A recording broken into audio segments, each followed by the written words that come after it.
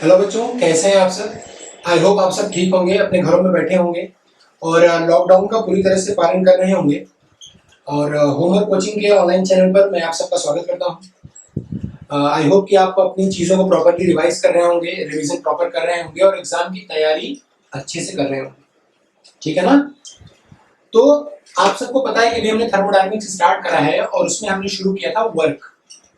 तो वर्क की हमने कल डेफिनेशन छोटी सी देखी थी, वर्क के बारे में छोटी सी चीजें हमने देखी थी। तो आज हमको क्या करना है, आज हमको वर्क की कुछ इक्वेशंस डिराइव करनी है। वर्क की एक जनरलाइज्ड इक्वेशन डिराइव करनी है क्लोज्ड सिस्टम के लिए। उसके बाद डिफरेंट डिफरेंट प्रोसेस में वर्क निकालना है, जैसे constant volume, constant pressure, isothermal, adiabatic, polytropic. इन सब प्रोसेस में हमको वर्क की इक्वेशन निकालनी है। तो आज का जो सेशन है हमारा, ये थोड़ा एनालिटिकल रहने वाला है। तो बिल्कुल थोड़ा दिमाग को ओपन रखिएगा और ध्यान से पढ़िए। टॉपिक एनालिटिकल है लेकिन बहुत इंपॉर्टेंट है। ठीक है, थ्योरेटिकल थोड़ा आज का सेशन कम होगा, एनालिटिकल होगा, बट बहुत इंपॉर्टेंट है। यहीं से आपका एक बेस बनेगा थर्मोडायनामिक्स के लिए। थर्मोडायनामिक्स में जब आप पढ़ेंगे फर्स्ट लॉ, सेकंड लॉ, तो आपका बेस प्रॉपर यहीं से बनेगा। ठीक है, तो हम बिना देर किए शुरू करते हैं वर्क ट्रांसफर की जनरलाइज्ड इक्वेशन निकालना। क्लियर है? आइए, तो सबसे पहले बड़ी सी हेडलाइन डालिए, जनरलाइज्ड। जनरलाइज्ड का मतलब जो सबके लिए यूज हो, एक main equation. Generalised equation for work transfer, generalised equation for work transfer in closed system. Generalised equation for work transfer in closed system. अच्छा, इस क्लोज्ड सिस्टम को हम एक नाम और देते हैं, जानते होंगे क्या? इसमें से क्या होता है? क्लोज्ड सिस्टम मतलब ऐसा सिस्टम जिसमें से मास का फ्लो नहीं होता। मास का फ्लो नहीं होता, इसलिए बोलते हैं नॉन फ्लो सिस्टम। क्या बोलते हैं? Non flow system. तो ध्यान रखिएगा, क्लोज्ड सिस्टम को हम एक और नाम देते हैं जिसका मतलब होता है नॉन फ्लो सिस्टम। अब ये जो नॉन फ्लो सिस्टम है ना, ये मास को रेफरेंस लेके बनाया गया है। मास का रेफरेंस लेके इसको बनाया गया है, नाम दिया गया है। अगर मास फ्लो नहीं होता तो नॉन फ्लो, और अगर होता है तो फ्लो सिस्टम या ओपन सिस्टम। क्या बोलते हैं? फ्लो सिस्टम या ओपन सिस्टम। चलिए देखिए, आपको एक बेसिक चीज दिखाता हूं। हम एक जनरलाइज्ड इक्वेशन निकालेंगे, डिराइव करेंगे। किसके लिए? वर्क ट्रांसफर के लिए। ध्यान रखिएगा, दिमाग में इस बात को फिट कर लीजिए। किस सिस्टम के लिए? क्लोज्ड सिस्टम के लिए। क्लियर है? आइए, आपको मैं एक बेहतरीन एग्जांपल दिखाता हूं थर्मोडायनामिक्स का। प्यारा सा एग्जांपल, आपने देखा होगा आईसी इंजन, आप सब जानते ही होंगे। तो आईसी इंजन में ये क्या है? मान लीजिए एक सिलेंडर है और इसमें एक बहुत प्यारा सा पिस्टन लगा है। क्या लगा है? एक बहुत प्यारा सा पिस्टन इस सिलेंडर के अंदर लगा है। अब सिलेंडर है तो इसमें कुछ ना कुछ फ्लूइड भी होगा। तो चलिए मान लेते हैं इस सिलेंडर के अंदर कोई गैस भरी है, कोई भी फ्यूल है या गैस है, कुछ भी मान लीजिए, कोई भी गैस इसके अंदर भरी है। अब जब गैस भरी होगी तो मैंने आपसे कितनी बार बोला है कि भैया गैस जो भरी होती है वो गैस शांत तो रहेगी नहीं। गैस का काम है क्या? जहां पे उसको भरोगे वहीं जो तबाही मचाती रहेगी, एक्सपेंड होना शुरू करेगी। गैस क्या होती है? गैस का मतलब समझ लो एक ऐसी चीज जो कभी शांत नहीं रह सकती, जो तबाही उथल पुथल मचाती रहेगी, है ना। जहां भी है वहां उथल पुथल मचाती रहेगी। तो गैस क्या करेगी? ध्यान से समझिएगा। गैस, अच्छा, ये जो पिस्टन है, ये जो पिस्टन की बात मैं कर रहा हूं, इस ब्लू वाले पिस्टन की, इसका ये देखिए फ्रंट एरिया, इसका ये देखिए फ्रंट एरिया। कौन सा एरिया? ये फ्रंट एरिया, जो गैस के डायरेक्ट कांटेक्ट में है। जो क्या है? गैस के डायरेक्ट कांटेक्ट में। मान लीजिए इसका एरिया है ए। क्या है ये? क्रॉस सेक्शन एरिया कितना है? मान लीजिए ए। इसका एरिया है ए। पिस्टन का ये एरिया जो गैस के सीधा संपर्क में है, उसका एरिया है मान लीजिए ए। अब एक बात बताइए, जब गैस यहां से एक्सपैंड करेगी तो पिस्टन को धकेलेगी, और जब पिस्टन को धकेलेगी तो पिस्टन पे कोई ना कोई प्रेशर अप्लाई करेगी, है ना। तो पिस्टन पे गैस क्या करेगी? कोई ना कोई प्रेशर अप्लाई करेगी। अच्छा, इसे हम प्रेशर क्यों बोल रहे हैं? इसे प्रेशर क्यों बोल रहे हैं? क्योंकि ये पिस्टन पे कैसे फोर्स लगा रही है? Normal force. कैसे लगा रही है? Normal force. तो प्रेशर क्या होता है? Normal force per unit area. जिंदगी में कभी भी प्रेशर को इस तरह से डिफाइन करने की हिमाकत मत करना कि pressure is defined as force per unit area. Pressure force per unit area नहीं होता, प्रेशर क्या होता है? Normal force per unit area, या आसान भाषा में बोल सकते हो it is thrust per unit area. Thrust means normal force, इस बात को ध्यान रखिएगा। Pressure is never defined as force per unit area, it is always defined as normal force per unit area, और you can say thrust per unit area. ठीक है, तो जहां भी नॉर्मल फोर्स लगेगा वो क्या है? प्रेशर पर यूनिट एरिया। चलिए, तो गैस क्या करेगी? इस पिस्टन की क्रॉस सेक्शन पे एक नॉर्मल फोर्स लगाएगी, और यहाँ पे पिस्टन का एरिया भी है, तो हम कह सकते हैं कि गैस क्या करेगी? पिस्टन पे प्रेशर लगा रही है। अगर आपसे कोई पूछे कि ठीक है, मैंने मान लिया कि गैस पिस्टन पे प्रेशर तो लगा रही है, तो क्या मुझे निकाल के बता सकते हो कि कितना प्रेशर लगा रही है? बोलोगे हाँ सर, आराम से। कैसे निकालोगे? प्रेशर क्या होता है? प्रेशर क्या होता है? Normal force per unit area. क्या होता है? Normal force per unit area. Clear? तो अगर मुझे ये पता करना है कि फोर्स कैसे निकलेगा, तो मैं क्या करूंगा? इसको ले जाकर इधर मल्टीप्लाई कर दिया, तो फोर्स क्या हो गया? Pressure into area. फोर्स क्या हो गया? Pressure into area. ये आपको भी पता है ना? प्रेशर फोर्स अपॉन एरिया, तो फोर्स क्या हो गया? Pressure into area. तो मैं ये कह सकता हूं, ये गैस जो प्रेशर लगा रही है, इसमें अगर हम एरिया से मल्टीप्लाई करते तो हमको मिल जाएगा फोर्स की गैस कितना फोर्स पिस्टन पे ठोक रही है, गैस कितना फोर्स पिस्टन पे लगा रही है। इतना क्लियर है? चलिए, हमको निकालना क्या है? वर्क। वर्क ट्रांसफर की इक्वेशन हमको निकालनी है। एक बात ध्यान रखिएगा, मैं फिर से कह रहा हूं, हम अभी कौन सा सिस्टम पढ़ रहे हैं? सिर्फ और सिर्फ क्लोज्ड सिस्टम। तो जो भी हम इक्वेशन निकालेंगे वो किसके लिए वैलिड होगी? Only for closed system, only for closed system. अब आपको पता है, बचपन से आपने पढ़ा है, क्लास 5th 6th से आपने पढ़ा होगा, 7th से आपने पढ़ा होगा, क्या कि वर्क बराबर क्या होता है? फोर्स इंटू डिस्प्लेसमेंट या डिस्टेंस। डिस्टेंस मतलब शॉर्ट डिस्टेंस, डिस्प्लेसमेंट। तो अगर मैं बोलूं वर्क क्या होता है, आप बोलोगे सर ये तो हमने बचपन से पढ़ा है। मैं बोलूंगा क्या पढ़ा है? आप बोलोगे सर यही पढ़ा है कि वर्क बराबर फोर्स इंटू डिस्टेंस। अच्छा, आप बोलोगे सर डिस्प्लेसमेंट होता है, तो मैं डिस्टेंस यहाँ पे क्यों ले रहा हूँ? क्योंकि पिस्टन तो एक डेफिनेट डायरेक्शन में चलेगा ना, पिस्टन का तो एक ही डायरेक्शन है, ऐसा तो नहीं पिस्टन ऊपर भाग जाएगा। तो एक डेफिनेट डायरेक्शन मतलब डिस्प्लेसमेंट। क्लियर है? चलिए, आपको क्लियर हो रहा होगा, आप लोग बहुत समझदार हो। अब गैस क्या करेगी? मान लीजिए गैस ने पिस्टन पे प्रेशर लगाया, फोर्स लगाया, तो पिस्टन क्या होगा? ऑब्वियसली डिस्प्लेस होगा, पिस्टन को धकेलेगी, पिस्टन डिस्प्लेस हो गया। तो मान लीजिए पिस्टन डिस्प्लेस होके यहां पहुंच गया dx डिस्टेंस पे। पिस्टन कहां पहुंच गया? मान लीजिए यहां पहुंच गया ds डिस्टेंस पे। क्यों पहुंचा? क्योंकि गैस ने इसको क्या किया? धकेल दिया। तो पिस्टन शिफ्ट होके dx डिस्टेंस ट्रेवल कर लिया और यहां पहुंच गया। इतना क्लियर है? बिल्कुल, बहुत आसान है, क्लियर हो रहा होगा। चलिए, अब मैं देखूं, अगर इसको मैं लिख सकता हूं फोर्स इंटू डिस्टेंस। डिस्टेंस कितना चला है पिस्टन? dx। कितना कवर किया है? dx। जितना फोर्स लगा के जितना डिस्प्लेस करना है वो कितना है? डिस्प्लेसमेंट। तो फोर्स इंटू डिस्प्लेसमेंट क्या हो गया? वर्क। तो dx चला हुआ है पिस्टन। अच्छा, ये फोर्स में कैसे लिख सकता हूं? आप बोलोगे सर बहुत आसान है। कैसे? मैंने तो पहले निकाल लिया।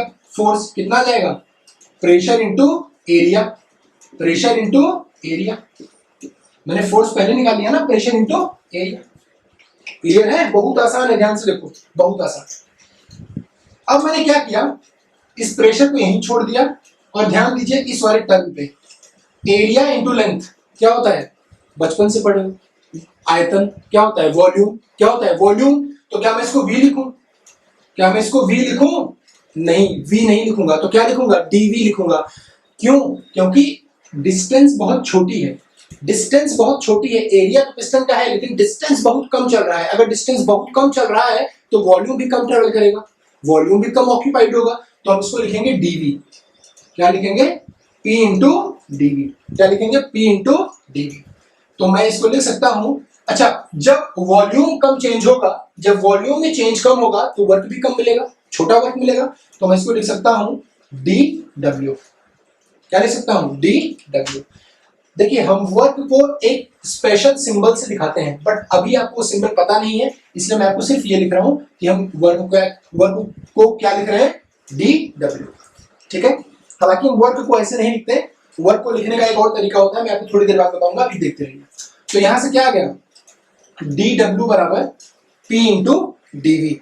dw बराबर p इंटू dv। तो अगर आपसे कोई पूछे कि पिस्टन जो है इनिशियली V1 पोजीशन पे था, और अब गया फाइनली V2 तक। पहले वॉल्यूम था V1, एक्सपैंड होने के बाद वॉल्यूम बढ़ गया, हो गया V2। तो टोटल वर्क निकालो इस प्रोसेस में। कैसे निकालोगे? इंटीग्रेट कर दीजिए दोनों तरफ। जब भी हमको टोटल वर्क निकालना होता है, कोई भी चीज टोटल निकालनी होती है तो क्या करते हैं? इंटीग्रेट कर देते हैं लिमिट्स के बीच में। तो हमने क्या किया? इसको इंटीग्रेट कर दिया। जब मैंने इंटीग्रेट कर दिया तो ये dw का क्या हो गया? w। dw का क्या हो गया? w। और क्या आ गया? p into dv। ऐसे ही हो गया। और मैंने इसको इंटीग्रेशन लगा के ऐसे लिख दिया।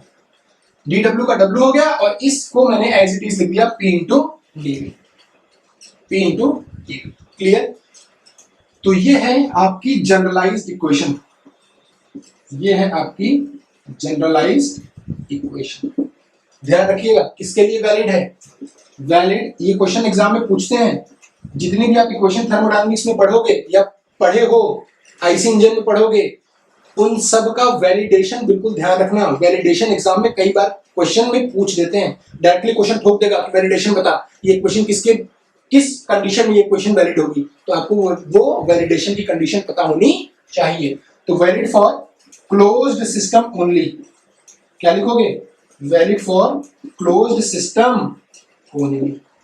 क्लियर है? तो हमने ये देख लिया वर्क की जनरलाइज्ड इक्वेशन।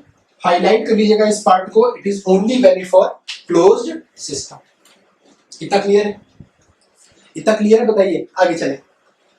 कोई डाउट हो बेफिक्र होकर कमेंट करिए, धकाधक कमेंट करिए, हम आपके आंसर देंगे। ठीक है?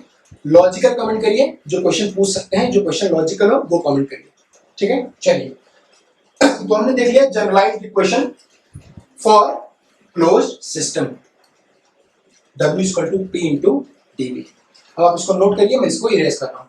ठीक है? ठीक है, इसको फिर हम क्या करते हैं? इरेज करते हैं और देखते हैं इससे रिलेटेड कितनी इक्वेशंस निकल सकती हैं। इसको नोट करिए प्रॉपर, और हाँ, रिवाइज जरूर करिए। 3 स्ट्रेटजी मैंने आपको बताया है। Uninstall all the necessary applications, try to solve 300 to 400 questions a day, and try to manage your study time at least 6 to 7 hours a day if you want to crack the exam seriously। Otherwise बहुत सारी चीजें घूमते रहो, है ना? अगले साल फिर से आना पड़ेगा कोचिंग करने। इसलिए जल्दी से जल्दी छुट्टी पाओ, समय बहुत तेज भाग रहा है, समय के साथ चलिए। ठीक है? चलिए आगे चलते हैं। तो हमने क्या देखा? क्लोज्ड सिस्टम की इक्वेशन हमने देख लिया। क्या? P is equal to W is equal to P into dV। और अभी तक आपको सिर्फ ये ध्यान रखना है कि this equation is only valid for a closed system.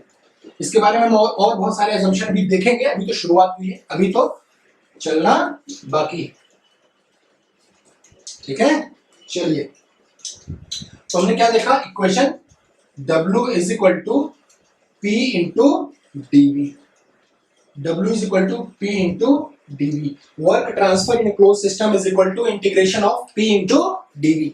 Change in volume into pressure। अब जब ये इक्वेशन आ गई तो एक बच्चा बहुत परेशान हो गया। एक बच्चा क्या हुआ? बहुत परेशान हो गया। मुझसे बोला कि सर ये इंटीग्रेशन जो P dV है ना, ये मुझे कुछ मैथमेटिकल टाइप का लग रहा है। मैंने कहा बच्चा बता, इलेबोरेट कर। क्या? बोला सर मैं आपको दिखाता हूँ एक चीज। तो बच्चे ने बड़ी अच्छी चीज मुझे दिखाई, मैं आपको दिखाता हूँ। बच्चे ने कहा कि सर अगर मैं पीवी डायग्राम ड्रॉ कर लूं। हमने कहा ठीक है बेटा, बिल्कुल ड्रॉ कर ले, तेरी मर्जी। तो बच्चे ने बोला सर अगर मैं पीवी डायग्राम ड्रॉ कर लूं और पिस्टन अभी जो अपने डायग्राम बनाया था, पिस्टन क्या हो रहा था? एक्सपैंड हो रहा था। ठीक है? तो एक्सपेंशन जब होता है तो क्या होता है? प्रेशर डिक्रीज होता है और वॉल्यूम इंक्रीज होता है। ठीक है? तो बच्चे ने कहा सर मैं वही एक्सपेंशन का डायग्राम बना लेता हूँ यहाँ। हमने कहा बेटा ठीक है, बना ले। तो बच्चे ने कहा सर ये जो पीडीवी है ये तो मुझे एरिया टाइप का लग रहा है। हमने कहा बेटा कैसा एरिया? उसने बोला कि सर देखिए यहाँ पे प्रेशर क्या है? P। यहाँ पे कहीं भी ले लो प्रेशर क्या होगा?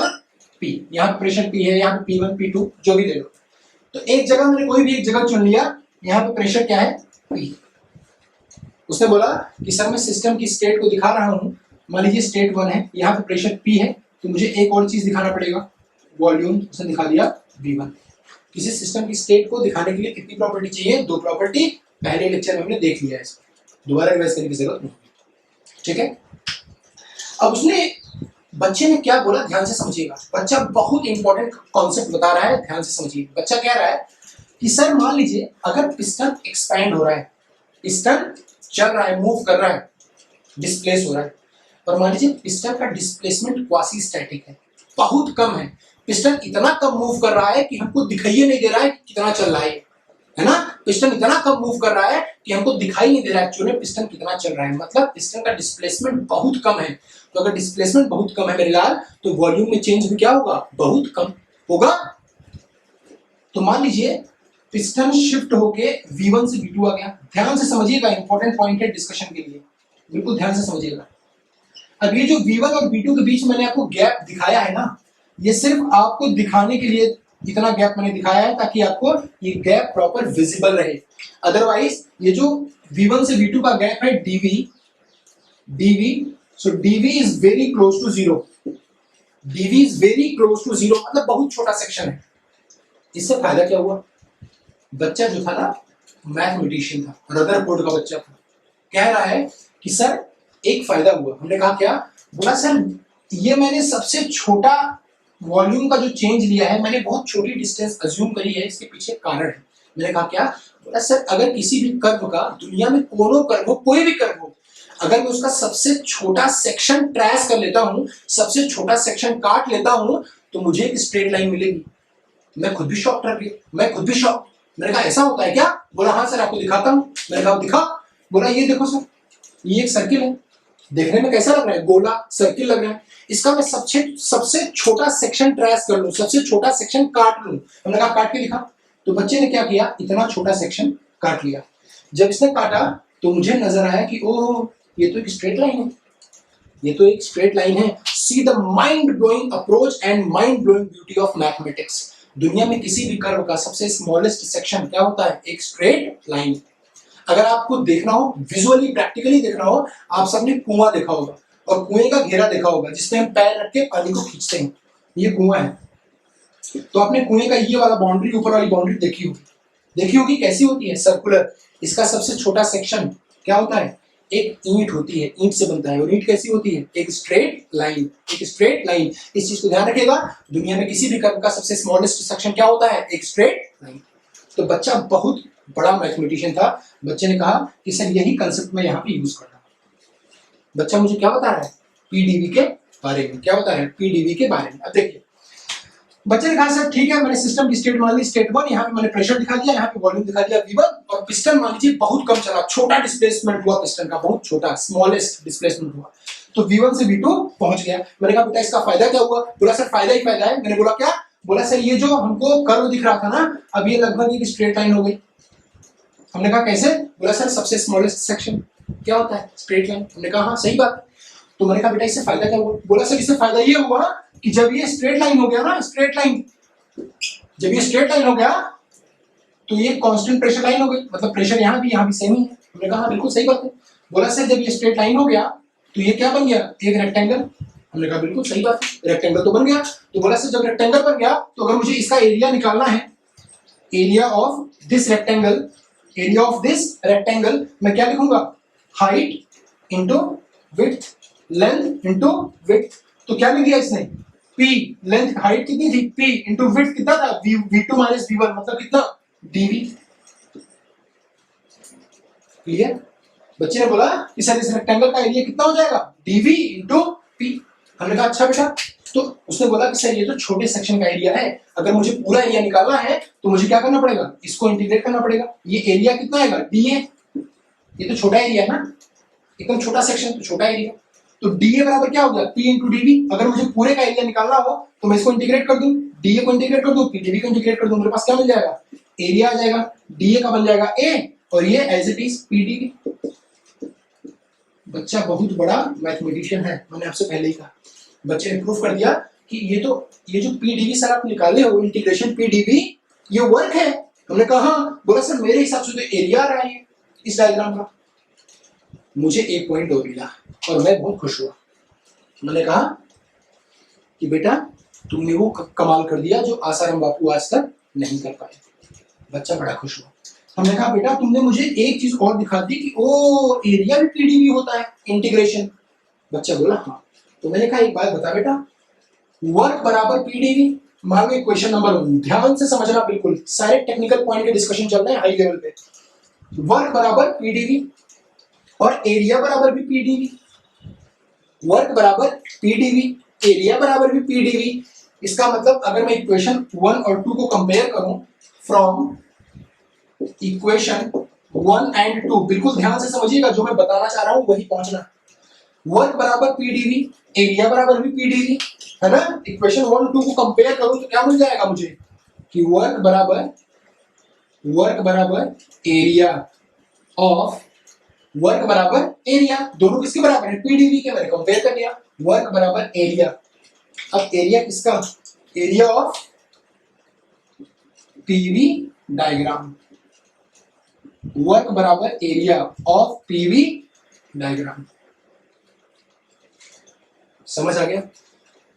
This is gonna be the most important concept of thermodynamics, whether you are going to study IC engine or you are going to study power plant, RAC, thermodynamics, whatever you are going to study, everywhere this concept is just like a Rambard. This concept is just like a panacea. It's like a Rambard. Everywhere this concept will be used.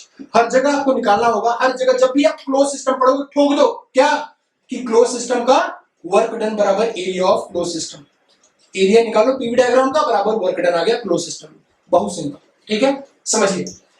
लेकिन एक बात ध्यान रखिएगा, work बराबर area of PV diagram किसमें, valid only for, valid only किसके लिए, for closed system, valid only for closed system. Underline कर लो 10-12 बार।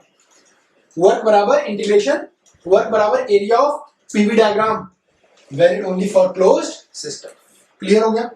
चलिए अब एक महत्वपूर्ण सूचना, इंपॉर्टेंट हेडलाइन नोट करिए, जो एग्जाम में objective question as it is लगा देता है। नोट करिए, नोट में लिखिए,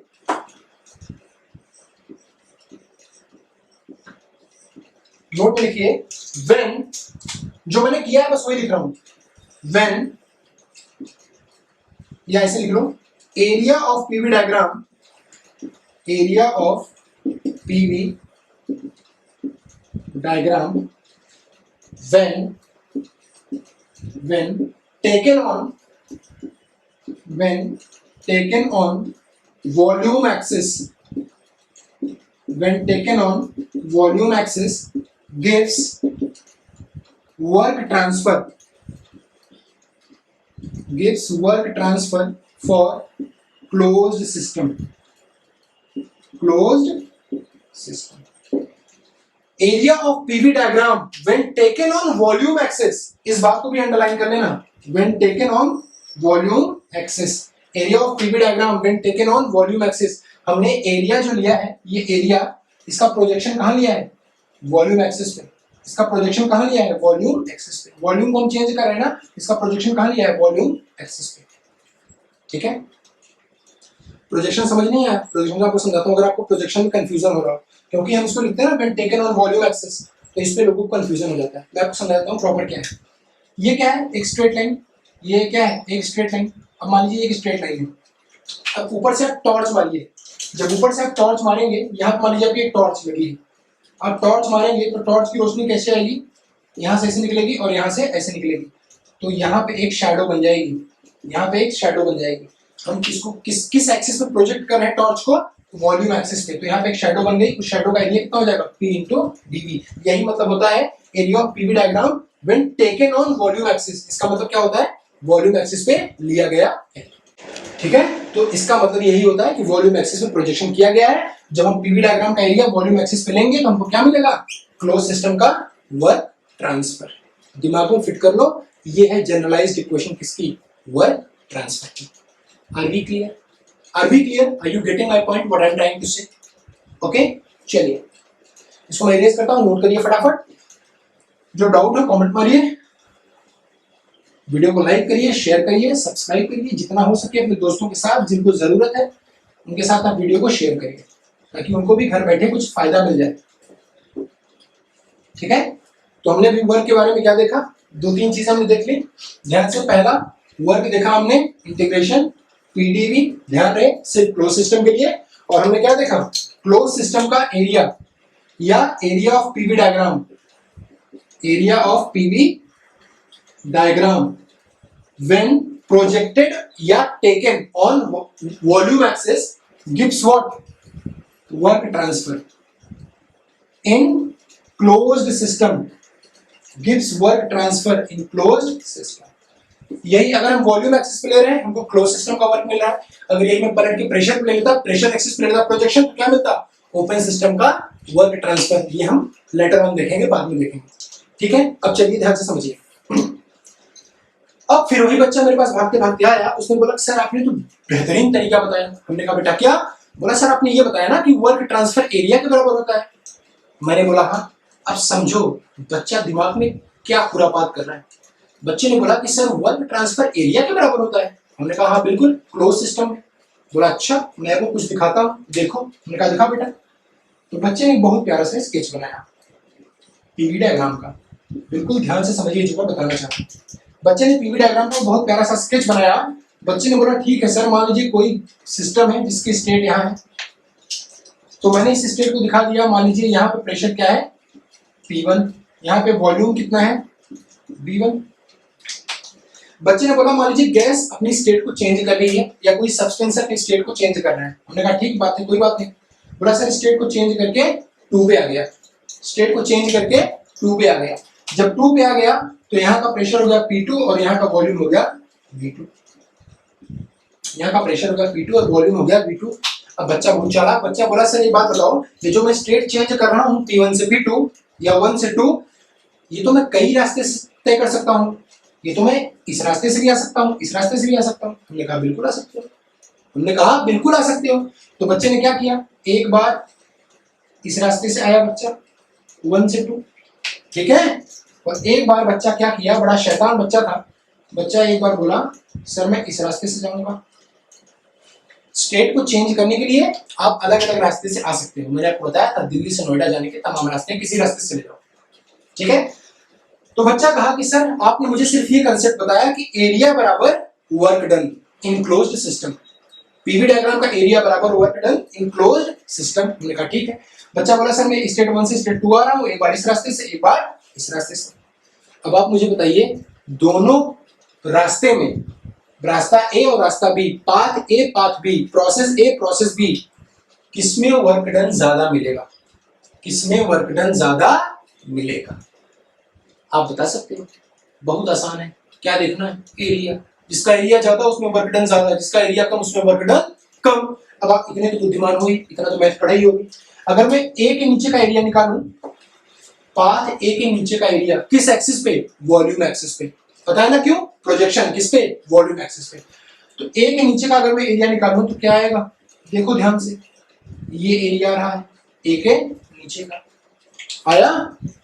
ये है क्या, area of path A, area under path ए। मैं बी का निकालूं तो बी का कितना आएगा, ये रहा बी का, सेम वॉल्यूम एक्सिस पे। ये है एरिया ऑफ पाथ बी या एरिया अंडर पाथ बी। अब आपके पास भगवान ने 2 आंखें दी हैं बड़ी बड़ी, इतनी जैसी, है ना। कुछ लोग तो चश्मा भी लगाते होंगे, 4 आंखें होती होंगी, तो इतना देख के तो पता ही चल जाएगा किसका एरिया ज्यादा है। कौन सा एरिया ज्यादा है बताओ, लाल वाला एरिया ज्यादा है। मतलब सिंपल सा बात लग रहा है देख के, area of A is greater than area of B. Area किसका ज्यादा है, पाथ ए के नीचे का एरिया ज्यादा है, पाथ बी के नीचे का एरिया कम है। एरिया ऑफ पाथ ए ज्यादा है एरिया ऑफ पाथ बी से, इसका मतलब work done in path A ज्यादा होगा work done in path B से। क्यों, क्योंकि वर्क डन बराबर एरिया, वर्क डन बराबर एरिया, इसलिए work done in path A, path A, इसको मैं और कैसे लिख सकता हूं, work done in path 1A2, 1A2 ये ज्यादा है कब, जब हम 1B2 से आ रहे हैं। 1A2 से आएंगे और 1B2 से आएंगे तो ज्यादा पाथ किसका है, ज्यादा एरिया किसका है, 1A2 का। तो ये ज्यादा है 1B2 से, ठीक है, क्योंकि एरिया ज्यादा है इसका, इसलिए इसका वर्क डन भी ज्यादा होगा। अब बच्चा खुशी से उछल गया। बच्चा बोला सर आपने जिंदगी की एक बहुत बड़ी सीख दे दी। हमने कहा बेटा क्या मिला? कह रहा है सर मतलब अगर रास्ता बड़ा होगा तो वर्क ज्यादा होगा। हमने कहा हाँ बिल्कुल।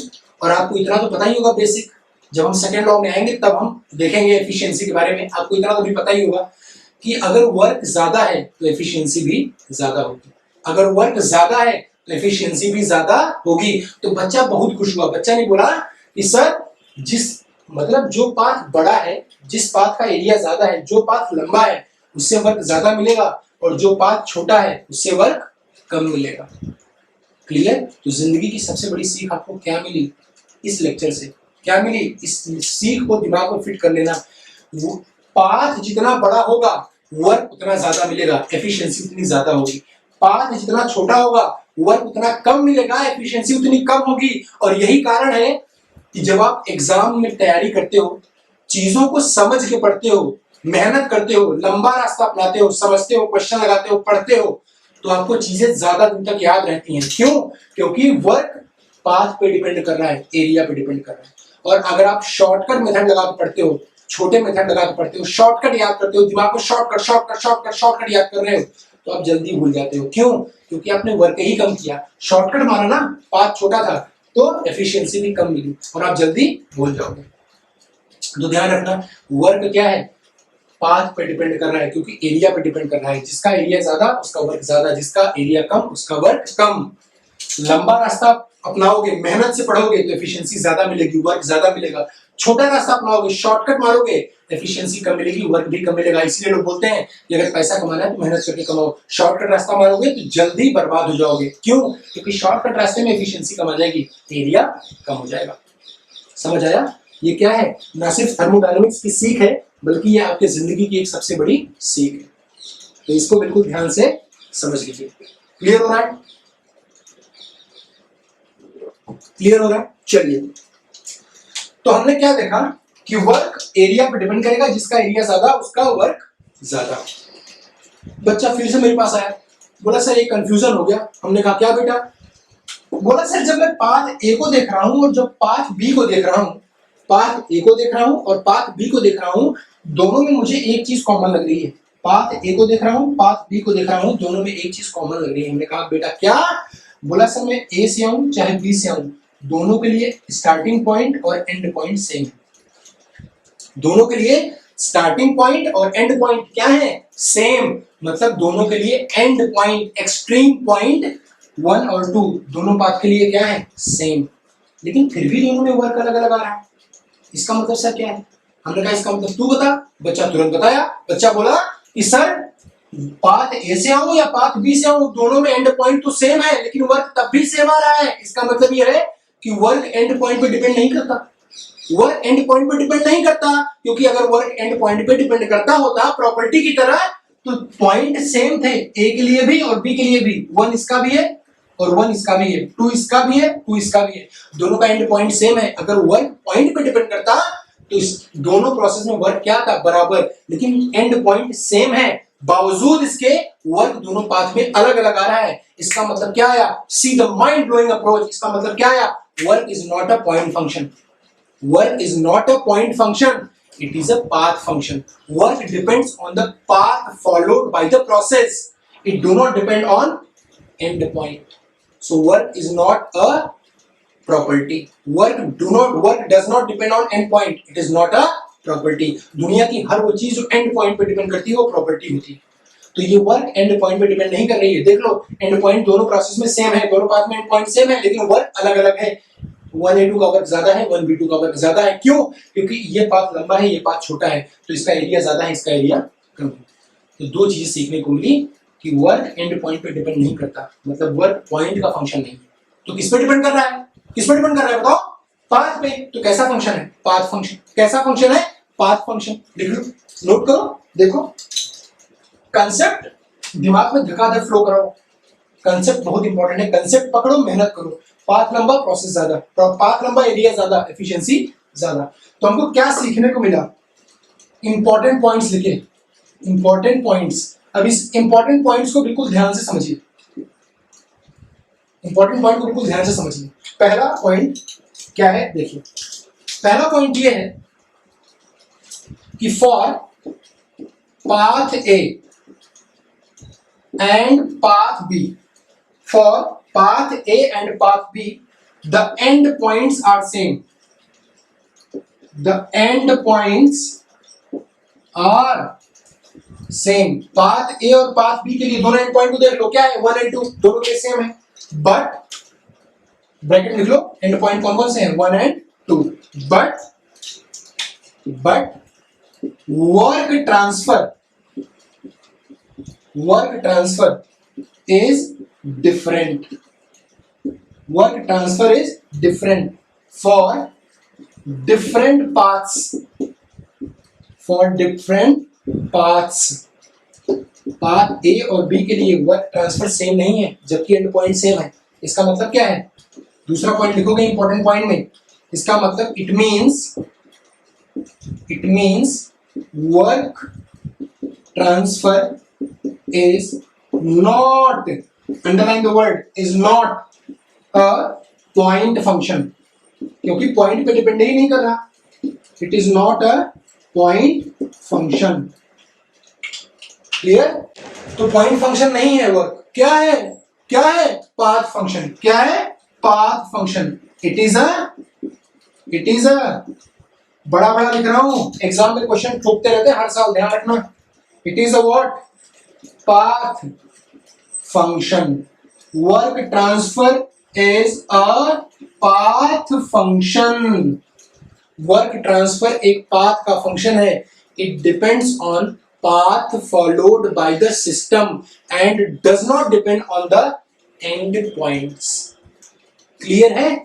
बिल्कुल क्लियर। चलिए, वर्क ट्रांसफर में अभी हमने क्या क्या देखा, इक्वेशन देख ली generalize, W equal to P DV. उसके बाद ये देख लिया बहुत इंपॉर्टेंट कंसेप्ट कि पीवी डायग्राम का एरिया क्लोज सिस्टम में क्या होता है, वर्क ट्रांसफर के बराबर होता है। फिर हमने क्या देख लिया कि वो पाथ ए और बी अलग अलग हैं, लेकिन दोनों के लिए एंड पॉइंट क्या है, सेम, लेकिन दोनों में वर्क क्या है, अलग अलग। इसका मतलब पक्का है कि वर्क एंड पॉइंट पे डिपेंड ही नहीं करता। किस पे डिपेंड करता है, पाथ पे। तो वर्क कैसा है, एक पाथ का फंक्शन है। वर्क क्या है, पॉइंट का फंक्शन नहीं है। और अगर पॉइंट का फंक्शन नहीं है, इसका मतलब वर्क एक प्रॉपर्टी भी नहीं है, क्योंकि प्रॉपर्टीज क्या होती हैं, पॉइंट फंक्शन हमने लास्ट लेक्चर में देखा। तो आप ये भी लिख लो चौथा, it is not a, it मतलब कौन, work, it is not a property, it is not a property. अब एक चीज और बहुत इंपॉर्टेंट, अब वो ध्यान से समझिए। तीन चीजें निकाल ली कि पाथ का फंक्शन है, पॉइंट का फंक्शन नहीं है, प्रॉपर्टी नहीं है, इतनी चीजें हमने निकाल ली। चौथी चीज बहुत इंपॉर्टेंट, ध्यान से समझिए। तो यहां पे प्रेशर कितना है, P1, यहां प्रेशर कितना है, P2। अगर मैं बोलूं कि जब मैं पाथ इस पाथ से आ रहा हूं B से, तो प्रेशर में कितना चेंज हुआ, आप बोलोगे सर P1 माइनस P2। मैं बोलूं A से आ रहा हूं, कितना चेंज हुआ, आप बोलोगे sir P1 minus P2।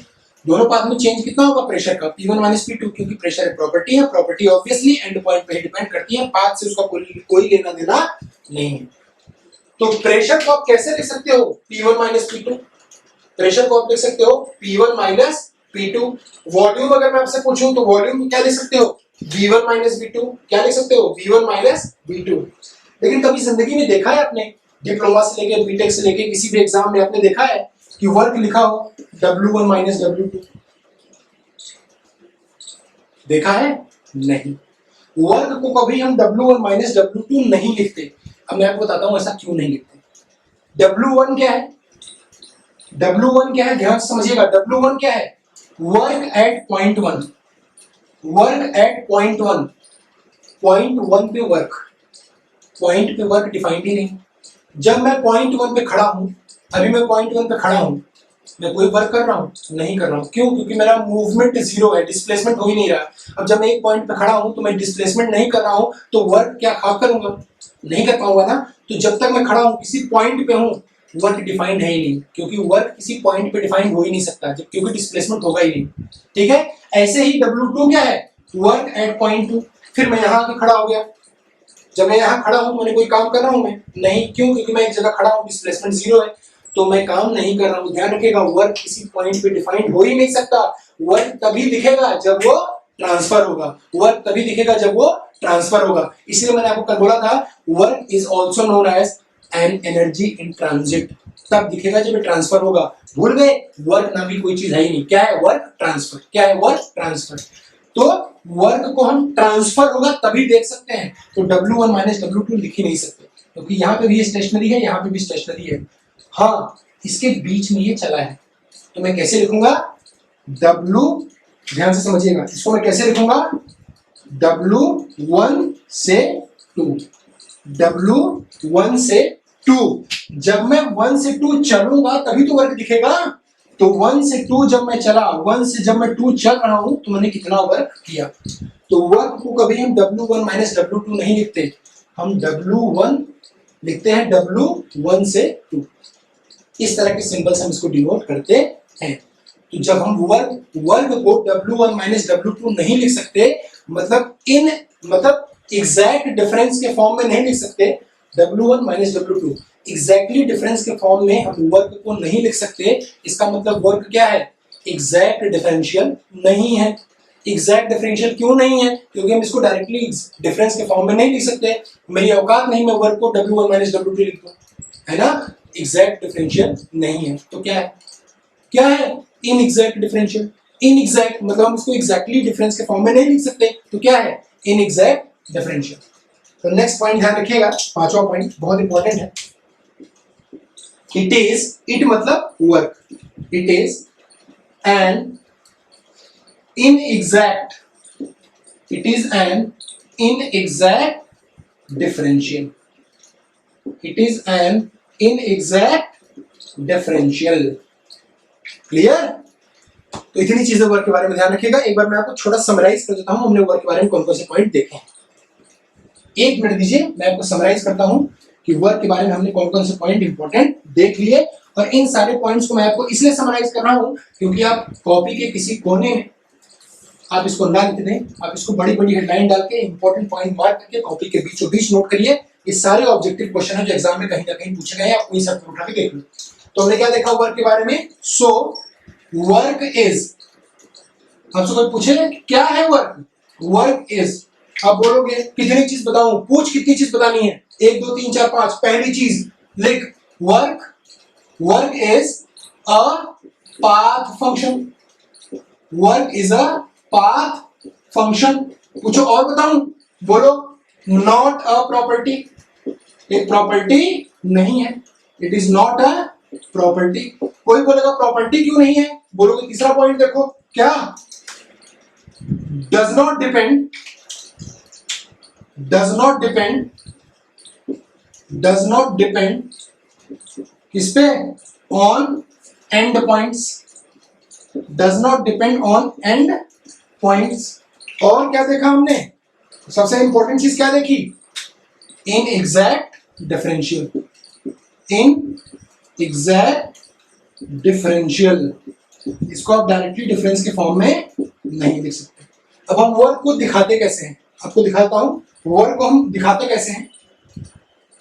Work को हम जो रिप्रेजेंट करते हैं, रिप्रेजेंटेशन, जो वर्क का हम रिप्रेजेंटेशन करते हैं, वर्क का हम जो सिंबल दिखाते हैं, हम इसको दिखाते हैं। जैसे आपको लिखना है DW, छोटा वर्क DW, तो आप इसको इस तरह से नहीं लिखोगे, या ऐसे आप लिखते हो, मान लो DW, आप इसको इस तरह से नहीं लिखोगे। जब हम DW लिखते हैं ना, तो इसके ऊपर एक छोटा सा लाइन खींच देते हैं, छोटी सी लाइन ऐसे खींच देते हैं। आप इसको DW लिखो वर्क को, या डेल W लिखो। ध्यान रखिएगा कभी DW मत लिखिएगा, इसके ऊपर छोटी सी लाइन खींचिएगा। क्यों? ये छोटी सी लाइन ये दिखाती है this is a symbol for inexact differential, this is a symbol for inexact differential. अगर वो भी ना याद रहे ना, तो एक बहुत छोटा तरीका है, बहुत आसान तरीका, वो याद कर लो। क्या? कि वर्क DW वर्क तभी दिखेगा जब चल रहे हो। चल रहे हो मतलब एक लाइन बना लो, चल रहे हो मतलब एक रास्ता बना लो, पाथ फंक्शन, एक पाथ दिखा लो कि वर्क तभी दिखेगा जब ये चल रहा होगा, ट्रांसफर हो रहा होगा। तो आज के बाद से जिंदगी में कभी भी दोबारा गलती मत करना, जब भी आप कॉपी में वर्क लिखोगे हमेशा इस तरह से इसको लिखोगे, DW, उसके ऊपर एक लाइन बनाओगे, या डेल W इस तरह से लिखोगे। ये लाइन क्या इंडिकेट करती है? कि work is an inexact differential. Clear है? चलिए, तो ये हमारे कंसेप्ट कितने सारे हो गए। क्लियर? वर्क के बारे में हमने सारी चीजें देख ली और समझ ली। पाथ फंक्शन है, प्रॉपर्टी नहीं है, एंड पॉइंट पे डिपेंड नहीं करता, पाथ पे डिपेंड करता है। और सबसे इंपॉर्टेंट क्या है? Inexact differential. सबसे इंपॉर्टेंट क्या है? Inexact differential. क्लियर है? तो ये वर्क के बारे में आप पॉइंट को नोट करिए और इसको प्रॉपर समझिए। आराम से अच्छे से प्यारे से नोट बनाइए और आराम से समझिए। क्लियर? तो हमारा ये क्या हुआ? वर्क के बारे में हमने सब कुछ पढ़ लिया बेसिक। वर्क की इक्वेशन कैसे डिराइव होगी for the closed system, we have seen that. क्या वैलिडेशन होंगी for integration PDV, we have also seen that. Work के बारे में इंपॉर्टेंट पॉइंट्स हमने ये भी देख लिया। एक छोटी सी चीज और बची है इंट्रोडक्शन में। बस हमको ये देखना है कि जो W is equal to integration PDV हमने निकाला है वो किसके लिए वैलिड होगा, किस कंडीशन में वैलिड होगा। बस एक छोटा सा टॉपिक देखना है। क्लियर? तो आइए इसको रब करते हैं और एक छोटा सा टॉपिक देख लेते हैं। हेडलाइन डालिए प्यारा प्यारा कि conditions for applying conditions for applying मैंने आपको क्या बताया? कौन सी equation? W is equal to integration PDV. Question exam में पूछ देते हैं इसलिए मैं आपको बता रहा हूं किस कंडीशन में हम ये इक्वेशन अप्लाई कर सकते हैं। अब बोलोगे सर दो कंडीशन हमने पढ़ी, कौन सी? पहली कंडीशन कौन सी? वैलिड फॉर ध्यान से समझिएगा, क्लोज्ड सिस्टम। किसके लिए वैलिड है? सिर्फ और सिर्फ क्लोज्ड सिस्टम के लिए, सिर्फ और सिर्फ क्लोज्ड सिस्टम के लिए। दूसरी कंडीशन वर्क की क्वेश्चन है ना, और वर्क क्या है? बाउंड्री का फिनोमिना, मतलब बाउंड्री को क्रॉस करेगा तब दिखेगा। Work should cross the boundary, work should cross the boundary, मतलब वर्क बाउंड्री को क्रॉस करेगा तभी वर्क दिखेगा। सिंपल सी बात है। जब वर्क दिखेगा तभी आप W is equal to integration PDV use कर सकते हो। जब वर्क दिखेगा तभी ना वर्क की इक्वेशन यूज करोगे, कि वर्क अंदर बंद है बाहर इक्वेशन यूज करते रहोगे, नहीं कर पाओगे ना। वर्क क्रॉस करके तभी तो यूज करोगे। क्लियर? और थर्ड जो सबसे इंपॉर्टेंट इक्वेशन है, थर्ड और सबसे इंपॉर्टेंट पॉइंट इसको अप्लाई करने का। क्लियर? समझिए, आपको समझाता हूं फिर स्टेटमेंट देता हूं। मान लीजिए एक ये डायग्राम है जिसका नाम है pressure volume diagram. PV diagram है आपके पास। क्या करना है हमें? मान लीजिए हम स्टेट 1 से स्टेट 2 चल रहे हैं। मैं स्टेट 1 से स्टेट 2 आया। क्लियर है? अगर आपसे कोई बोले कि इक्वेशन कैसे लिखूंगा, आप बोलोगे सिंपल बात है sir, W12 is equal to integration लगा दिया P dV। अब V कहां से कहां लोगे? मान लीजिए 1 पे क्या है? वॉल्यूम V1, 2 पे वॉल्यूम क्या है? V2। अगर आपको इक्वेशन लगाना है, इंटीग्रेशन की लिमिट रखनी है, आप किसके बीच में रखोगे? V1 से V2। किसके बीच में? V1 से V2। जिसके बीच में प्रोसेस चल रहा है उसी के बीच में ना रखोगे V1 से V2। तो रख दो इंटीग्रेशन क्या? V1 से V2। क्लियर? मान लीजिए हमने प्रोसेस 1 से 2 में वर्क निकाला और ये वर्क मान लीजिए आ गया 50 किलो जूल। कितना आ गया? 50 किलो जूल। अज्यूम कर लो, कुछ भी अज्यूम कर लो। हमने ये मान लिया कि मान लीजिए ये वर्क आ गया कितना? 50 किलो जूल। अज्यूम ये हमने अज्यूम किया है कि मान लीजिए हमने 1 से 2 प्रोसेस में वर्क निकाला और ये कितना आ गया? 50 किलो जूल। ये हमने दिमाग से अज्यूम कर लिया। अब अगर मैं 2 से 1 में निकालूं, 1 से 2 जब जा रहा था तो 50 था, अब मैं वापस आ रहा हूं 2 से 1, तो मैं क्या लिखूंगा? W21। क्या लिखूंगा? Same equation PdV। अब कि मैं कहां से कहां चल रहा हूं? पहले मैं V1 से V2 था, V1 से V2, अब मैं V2 से V1 चल रहा हूं, V2 से V1, तो मैंने लिख दिया V2 से V1। देखिए इक्वेशन वही है, सिर्फ लिमिट्स चेंज हो गई है। और अगर लिमिट्स चेंज हो गई है, मैथ पढ़े ही होगे, तो क्या होता है, मैग्नीट्यूड सेम रहेगा, बस साइन चेंज हो जाएगा, क्योंकि लिमिट चेंज हुई है ना, तो साइन चेंज हो जाएगा। तो कितना आ जाएगा ये, -50 किलो जूल। समझ में आ रहा होगा। देखिए मैं आपसे क्या बताना चाहता हूं, ध्यान से समझिए। मैं ये कहना चाहता हूं कि हम 1 से 2 के बीच में जा रहे हैं, मान लीजिए इस प्रोसेस से, और इस प्रोसेस में हमने वर्क निकाला। वर्क कैसे निकालेंगे, एरिया अंडर द कर्व। कैसे निकालेंगे, एरिया अंडर द कर्व।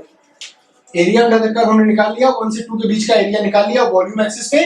मान लीजिए कितना आ गया वर्क, 50 किलो जूल। V1 से V2 P dV, V1 से V2 P dV। अब मैं क्या कर रहा हूं, वापस आ रहा हूं, 2 से 1 आ रहा हूं। जब 2 से 1 आ रहा हूं तो क्या लिखूंगा, W21 integration P dV, same limit change हो जाएगी। अभी 1 से 2 था, अब 2 से 1 आ रहा हूं, तो 2 से 1 चेंज हो गई। और जब लिमिट चेंज हो गई तो सारी वैल्यू सेम रहेंगी, सिर्फ साइन चेंज हो जाएगा, है ना। तो साइन चेंज हो गया, यहाँ क्या था पॉजिटिव, यहाँ क्या हो गया नेगेटिव, बाकी वैल्यू सेम, क्योंकि वैल्यू तो सेम है, बस लिमिट चेंज हुई। अब ध्यान से समझिए, यहां पे हमने क्या देखा, W12 बराबर W21 इस पर्टिकुलर प्रोसेस के लिए।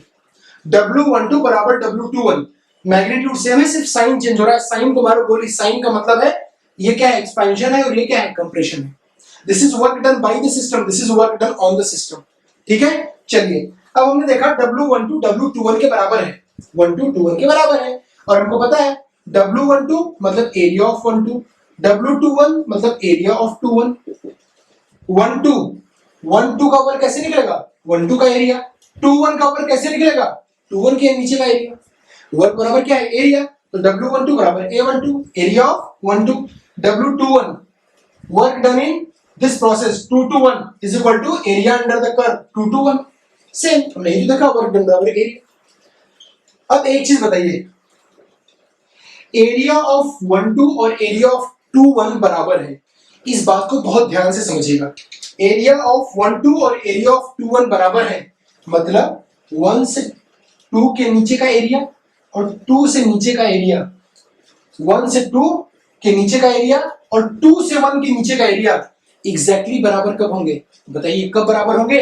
ये तब बराबर होंगे जब मैं 1 से 2 इस पाथ से जा रहा हूं और 2 से 1 जब मैं लौट के आऊं तो एग्जैक्टली सेम पाथ से आऊं, एग्जैक्टली सेम पाथ से आऊं, तभी एरिया अंडर द कर्व बराबर होगा।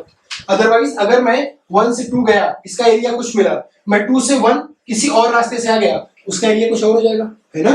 लेकिन यहाँ पे क्या है, 1 2 और 2 1 दोनों का एरिया बराबर है। इसका मतलब क्या है, इसका मतलब है कि ये सिस्टम 1 से 2 जिस पाथ से गया है एग्जैक्टली उसी पाथ से लौट के वापस आया है, एग्जैक्टली सेम पाथ को फॉलो करके आया है एज दैट ऑफ फॉर्मर, जिससे पहले गया था। मतलब प्रोसेस कैसा है, रिवर्सिबल प्रोसेस। कैसा प्रोसेस है, रिवर्सिबल प्रोसेस। तो थर्ड में क्या लिख दूंगा, condition for applying W is equal to PdV, valid for closed system, work should cross the boundary and area 12 is equal to area 21. This is only possible when this path and this path, this path 12 and this path 21 are exactly same. Exactly same का मतलब जिस रास्ते से गया है उसी रास्ते से वापस आ गया, मतलब process must be a reversible process.